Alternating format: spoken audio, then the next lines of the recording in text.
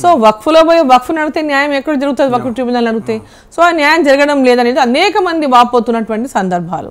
ఈరోజు అనేక మంది ప్రైవేట్ వ్యక్తులు కానీ లేదా ప్రభుత్వ భూములు కానీ వాళ్ళ అనేక సంస్థల భూములు కూడా ఎక్కడ ఏది పడితే అది మాది అనేటటువంటి పరిస్థితి ఏర్పడిన తర్వాత ఇది 2013 కంటే ముందు ఎన్ని లక్షల ఎకరాలు ఉంది, తర్వాత ఎంత లక్షల ఎకరాలు, ఇవన్నిట్లో కూడా చూసి పరిగణలోకి తీసుకున్న తర్వాతనే ఈ చట్టాన్ని మార్పు తేవాలంటటువంటి ఒక అందరి యొక్క ఎంతోమంది యొక్క అంటే సంప్రదింపులు వారి యొక్క ఆలోచనలతోనే ఈ చట్టంలో కొన్ని అమెండ్మెంట్స్ చేయాలంటటువంటి ఒక ఆలోచన ప్రభుత్వానికి కలిగింది. దాని తర్వాత ఈ చట్టంలో అనేక మార్పులు చేసి ఇప్పుడు చట్టంలో అంటే ఇప్పుడు ఇంతకుముందు ఏమైనా వక్ఫ్ బై యూజర్ అంటే ఇప్పుడు మీరు ఒక స్థలంలో పోయి చిన్నగా ప్రార్థన చేసుకుంటే అది తర్వాత వాళ్ళు వక్ఫ్ అని డిక్లేర్ చేసుకోవడం అంటే చాలా చోట్ల జరిగినాయి.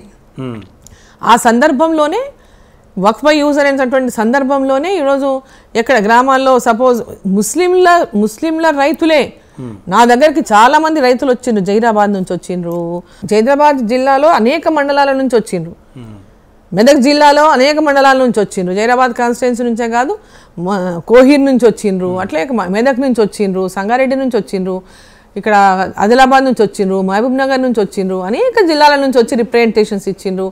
మేము మా తరతరాల నుంచి మేము చేసుకున్నటువంటి భూములని వక్ఫ్ భూములుగా ఎప్పటి నుంచి వక్ఫ్ భూములు అని చెప్పి కొత్తగా ప్రకటించిందని వచ్చిండ్రు. ఆమె ధరణి వచ్చిందో ఆ తర్వాత అనేక మార్పులు వచ్చినాయి, మా ల్యాండ్స్ వక్ఫ్లు అయిపోయినాయి అని వచ్చిండ్రు.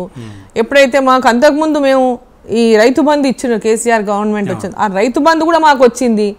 తర్వాత వాటిని వక్ఫ్ అనేసి మాకు ఈరోజు రైతు బంధు లేదు, బ్యాంకుల లోన్లు లేవు, మాకు బ్యాంకులలో లోన్ రావడం లేదు, మాకు అసలు రైతు బంధు బంద్ అయిపోయింది, మా భూములు మాకు కాకుండా పోయినాయి, ఈరోజు వక్ఫ్ అని డిక్లేర్ చేసిందని అనేక మంది రైతులు వచ్చి దాంట్లో అనేక మంది ముస్లింలు కూడా ఉన్నారు.